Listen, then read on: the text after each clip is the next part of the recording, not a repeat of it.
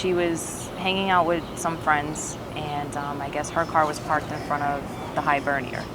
So she started walking up the street and she got nervous, so she was actually on the phone with her boyfriend. I know that because Jay told me.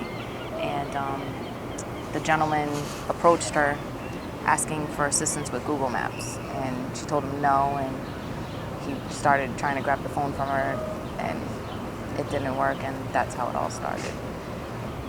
I went to the car to grab my cigarettes because I had left them there, and I heard screams, and when I got out of my car, she was already on the ground, and that's when we started rushing over. You know, I heard the screams as well, but I thought it was somebody, you know, wrestling at first. They were kind of like muffled, so, you know, 3 o'clock in the morning, people are drunk, and I figured it was just something typical. Then I realized, you know, the way that she was being tossed around, you know, serious. So, just think right in. I was shocked. I didn't know where he went. All I know is when we actually got to her, everybody was like, because she had like stuff on her, like leaves, and we weren't sure if it was blood. So she wasn't really conscious at first, and you know, everybody was like, he went that way, and I was like, he went down that way, and he turned. Justin was already gone. Then we just started attending to her, called 911, asked her name, how old she was, where she's from, just to get conversation with her, and that's when she started saying where she was from, her name. She needed to call Jay, her boyfriend, and her parents, let them know she was okay. So we gave her the phone. I called 911. They came with the ambulance, and her friend showed up shortly after that. Yep. And then we had to bring her friend to St. Luke's to meet her. Justin came back not even out of breath with her things, and he was like, hey, I'm back. It's the stuff. Just seeing like how she was tossed, you know, it was pretty crazy. And it's just the first thing that I thought, like, it's a disadvantage, you know, so there's going to be some type of advantage on her side. So I figured I'd go over there.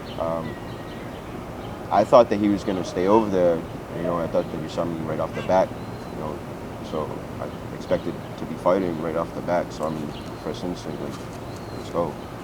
But took off, so chased him down, and we got it either way. So I'm glad that she got herself back, and kind of like a little bit of tit for tat type of, you know, scenario. I don't even think that he knew that I was behind him, honestly, because he didn't look back one time, and he wasn't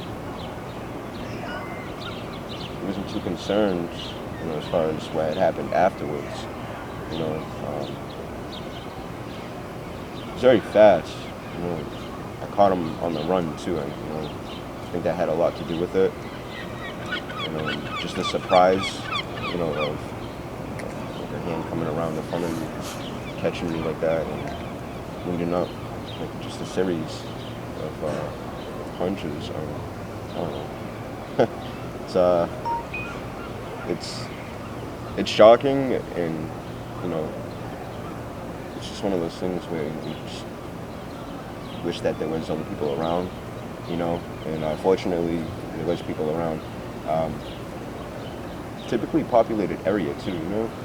It's almost like a desperation thing. So yeah, you know, just try to do the right thing, and hope that, you know, she pays it forward in some type of way, you know, because it's funny, it's about 2 weeks ago, I had gotten that told to me exactly from a police officer to pay it forward.